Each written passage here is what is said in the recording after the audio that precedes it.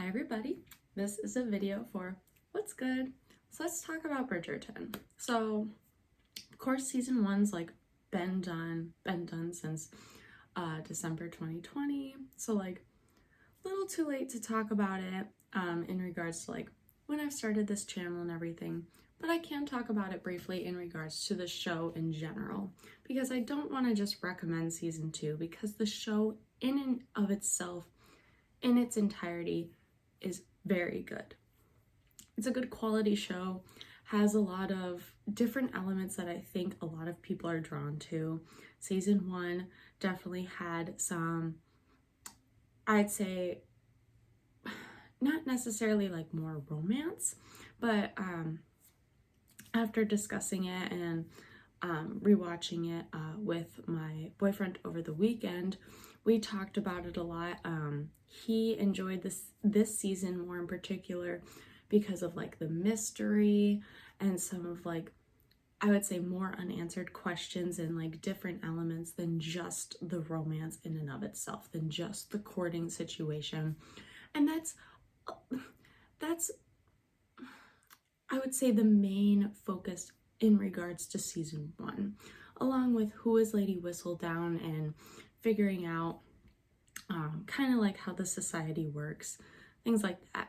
So, you know, in the entirety of the show, like I said, it's very good. Based on this show is based on novels written by Julia Quinn, and I actually might, start reading them. They have started to intrigue me, so those, maybe once I start reading them, I might discuss them on here as well. But each season follows a different child in the Bridgerton family. So we know that there will be 8 seasons because there are 8 children. And so season one focused on Daphne. She is, hopefully there are no spoilers out there, but her storyline is essentially completed in regards to her happily ever after and everything. Season 2 was about Anthony and him finding a viscountess and kind of establishing his own family line and everything within the Bridgerton family legacy, I would say. In this season, we do find out what happened to the dad, their father. We find out, how after that point, how did things change for each child? How did things just change in general for the family? Which I think in that time period, things are going to drastically change because of the standing for women and just how certain laws were back then as well. But, if you were to ask me, there's always a debate on the season, do the following seasons live up to the first season? Honestly, to me, each season should have a different element in and of itself, or it's just a continuation of the story. It shouldn't have to, I would say, like overshadow anything previously. And I think with how this show and how it's based, especially on books, I think it's easy to, kind of, we're focusing on one kid, okay, whoop, like now let's go on to another. I think it's really easy to just like kind of finish that story and go on. Not saying that they don't focus on any of the other children, because they do. They focus on Eloise at times, they focus on Colin, they focus on, some of the other children. Not a lot of the younger ones, we don't know too much about them. I'm hoping in the later seasons, kind of as they grow up, get into society, we learn a tad more about them. But I think since, we've got Anthony, Benedict, Colin, Eloise, we had Daphne, those are the older children. They are getting into society, trying to find suitors, trying to establish their place and figure out, okay, what am I going to do? I think that's why we're focusing a tad more on them, while we have Francesca, George, and I always screw up the last one. Hyatt, Hyatt's. H is sometimes just what I call her. I try not to F it up, but I do.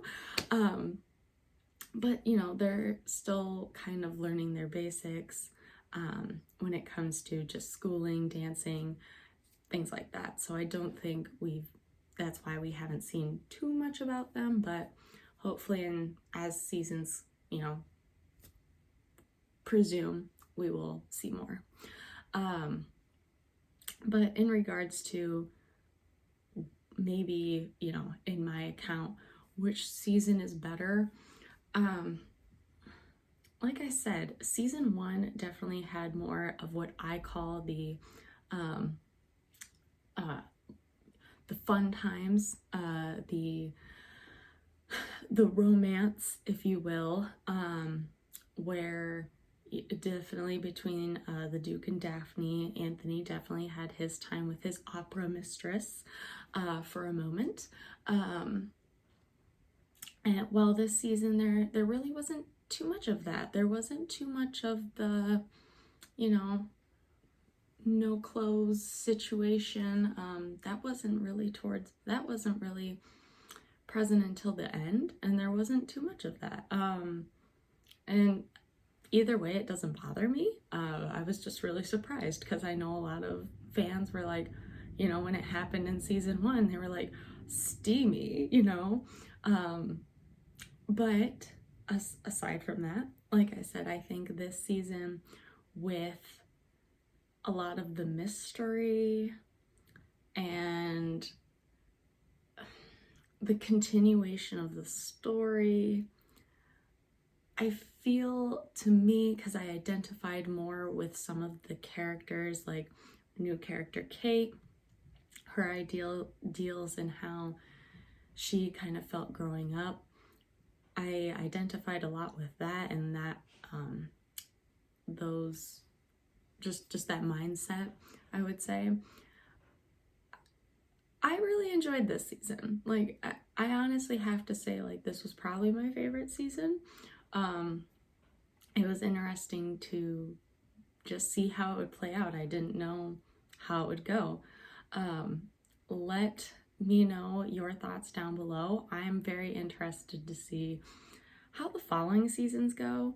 I want to definitely know more about, like, I was happy we got to see, you know, some moments with some of the younger Bridgerton children, but I'm hoping we kind of get more of those moments, so then we learn a bit more about them. But yeah, let me know your thoughts down below. If you like this, feel free to like and subscribe, and I will talk to you all later. Bye.